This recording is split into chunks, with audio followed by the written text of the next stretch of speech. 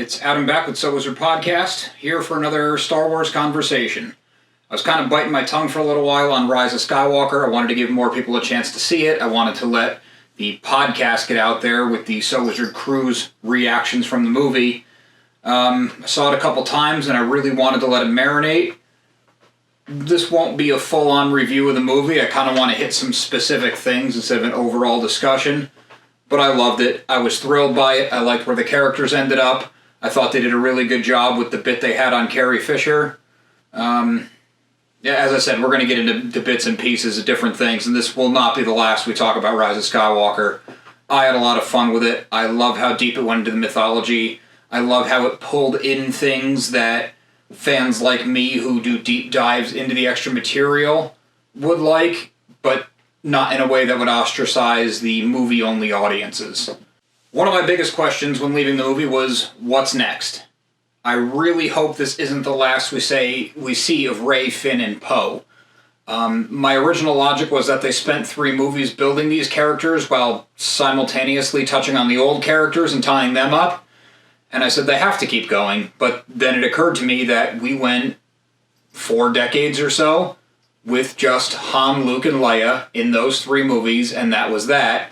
And our love and affinity for the characters largely came with time.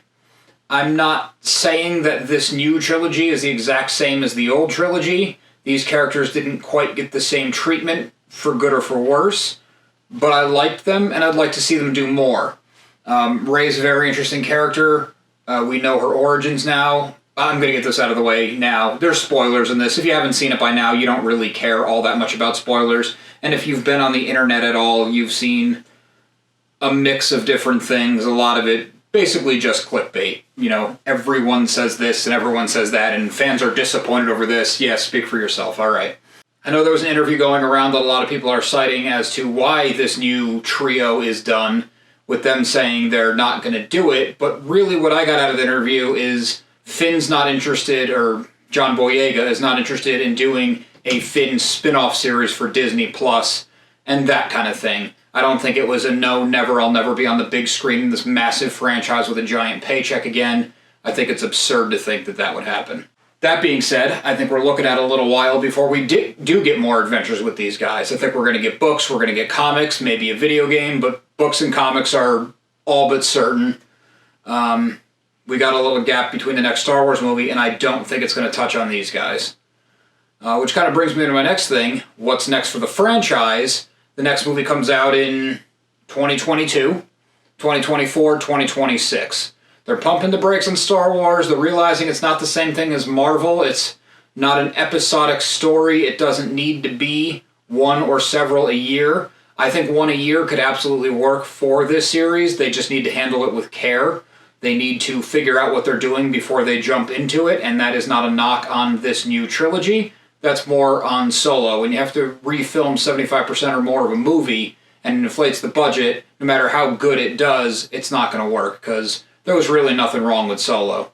There's also another interview that's been making the rounds with Kathleen Kennedy, who, if you don't know, is the long-running president of Lucasfilm, so basically overseeing Star Wars as a business, the business of Star Wars. She said that they're pumping the brakes. They want to give what fans want. They've assured fans that if you are a Star Wars fan now, you will not run out of Star Wars in your lifetime, which, that's not surprising. They make money. And she said they're not planning what the next trilogy is. They're not planning what the next movie is. They're planning what the next decade of storytelling looks like. They kind of pump the brakes on, you get a trilogy, you get a trilogy, you get a trilogy. And she even said they're not necessarily sticking to this trilogy format. What if you have a great story that could be told in one movie like Rogue One? They said they're not doing the Star Wars stories anymore, but I don't think that means we'll never get a standalone movie. What if it's a 2 or a 4-part? Forcing it into a trilogy, you could get Lord of the Rings, which is an amazing trilogy, or you could get The Hobbit, which really didn't need 3 movies. So that's not a bad choice. I hope they keep things like The Scroll, and I hope eventually we get to see Episode 10, though I'm also very excited for new stories in the Star Wars universe, like The Mandalorian. As I was saying when we started, I absolutely love Rise of Skywalker. I love the pace of it, I love the action in it, I loved diving deep into the Force, I loved diving deep into the mythology. I like that Rey, Finn, and Poe got to do something together. Haven't seen much of that going on. I like that they gave Oscar Isaac some stuff to do. They really did right by Chewie. They did right by, I would say, Anthony Daniels more than C-3PO, but that was a really good turn too. We got cool new characters. We got new questions to dive deep into the expanded universe content without it ruining or holding back the movie. I like that they put Palpatine right up front in the opening crawl. It was all very exciting. It made me feel like a kid again, where you jump in head first and you're running to catch up and you're running to keep up. It was a lot of fun. One big aspect of the movie is the redemption of Ben Solo. It was a big question leading up to this trilogy. It's been a big question since he killed Han Solo. And because of that action alone, I was on the bandwagon of, no, he cannot be redeemed. And not only that, but I don't want to see him be redeemed. The guy killed his father. You don't come back from that. And he was part of the First Order when they destroyed an entire system, which is even worse than blowing up a planet. That being said, this is Star Wars. We are all forgiving Anakin Skywalker, even though he personally, with his own hand, slaughtered a bunch of children and ran the evil empire for a couple decades and did all sorts of heinous things. I gotta say, I really bought Ben's turn back. A big part of that was getting Harrison Ford back so that the actor and the legacy character could give him the pass that audiences would have needed someone of that caliber to give him. I also liked how they tied Leia's story into that without her physically being there. More on that later. I bought it, and in a lot of ways, Ben's return to the light is more believable than Anakin's return to the light, and kind of comes from a bigger place. I'm not saying this trilogy is better than... I'm not saying anything is better than anything. I'm not making comparisons. It's just mirrors in the storytelling. I like what they did with Ben. I like what they did with Kylo Ren. I like that they treated almost as two different people. Kind of like the Ben Kenobi line of, a turned Jedi, I forget the exact line, seduced and killed your father, meaning Darth Vader killed Anakin. I got off track there. My brain got jumbled. Well, I have a lot more to say, and every sentence I come up with, every statement I make, and every theory we discuss gives me 10 more things I want to discuss. I got the Mandalorian bouncing around in my head. I mean, they revealed the Darksaber.